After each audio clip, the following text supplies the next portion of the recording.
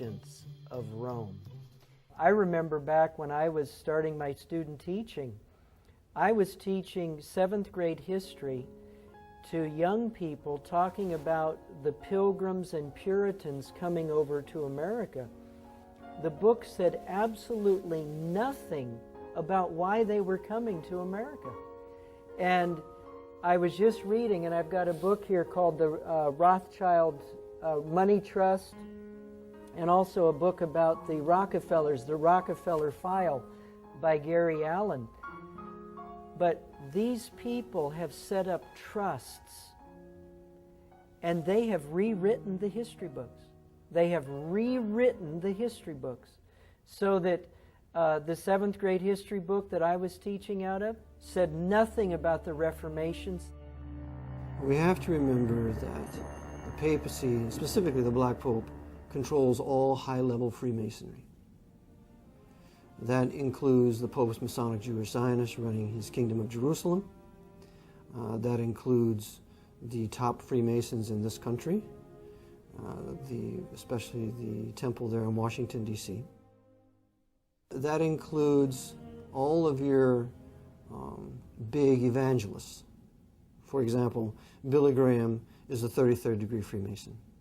Now, I know the Billy Graham organization denies that, but it's still the truth, because we know, according to the honest 33rd degree Freemason who was truly converted to Christ when he believed the gospel and was saved by the grace of God, his name was Jim Shaw, that when he was inducted into the Order of the 33rd degree in Washington, D.C., he said there were two former presidents there on that, in that council, and one of them was Gerald Ford, a 33rd degree Freemason who pardoned Nixon, and the other was Jimmy Carter, 33rd degree Freemason. So there they are at the Grand Council. Another one was an international evangelist, which he later told others that it was Billy Graham, because the publisher refused to put Billy Graham's name in there.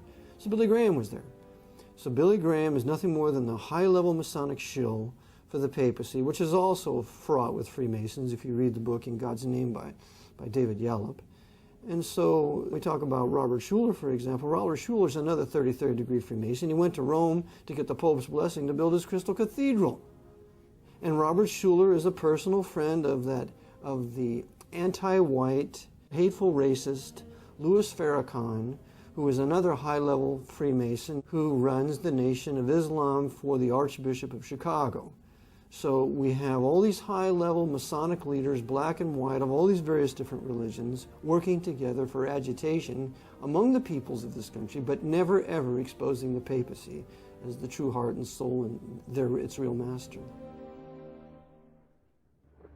All of this sounds incredible. It becomes less so when one examines the oath of the Jesuits. We have to understand that these men have died to their own self-will. It's something a Christian should do. It's the way we should be. We have no life anymore. Our life we're dead with Christ, and we're hidden God with Him. When Christ is revealed, who is our life, then we shall be revealed with Him in glory. We need to learn to die to ourselves and count our lives as nothing. That our only purpose is to do the will of our Master. And when He's finished with us, then let us die. The Jesuits have done this, but they do it for the devil. And so they have completely been emptied of their own personalities, and upon the order of their commander will do exactly what they're told. There's no such thing as a disobedient Jesuit. They're all under orders. They've been trained for 15 years. They're soldiers. They're more of a Marine Corps than the Marines. The Marines were fashioned after the Jesuit order. You break the man down in boot camp, you rob him of his personality, you shave his head, you put all the same clothes on him, they're all treated the same, they're treated like dirt, we're going to rob you of your will so that we can mold you into what we want you. That's all Jesuit. So, this is how they think. In a given the order, they will kill you, me, themselves, their mother, anything they're ordered to do, that is what they will do.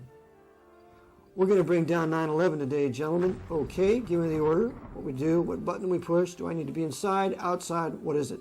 And that's what they'll do. We need to bring down the Pentagon today. We need to blow up the Arizona in Pearl Harbor in 1941. Okay, I'll be there. What's my orders? They're all under orders. And this is why you can have no country with a Jesuit presence in it. They have to be expelled. and all their agents that they work through must be expelled. And this is exactly what Tsar Alexander I did in 1820. He kicked out all the Jesuits out of Russia. In 1822, he shut down all the Masonic lodges. And in 1825, he was poisoned. So this is the Jesuit mindset, and we should read the spiritual exercises. We should read some of their works. We need to read the Jesuit doctrines of regicide, how it's no murder to kill a heretic, how it's okay to lie, cheat, and steal, how it's okay to kill your enemy, how it's okay to kill a woman that you commit adultery with. If she should want to tell on you, you can kill her. It's all right in there in their canon law. It's okay to steal.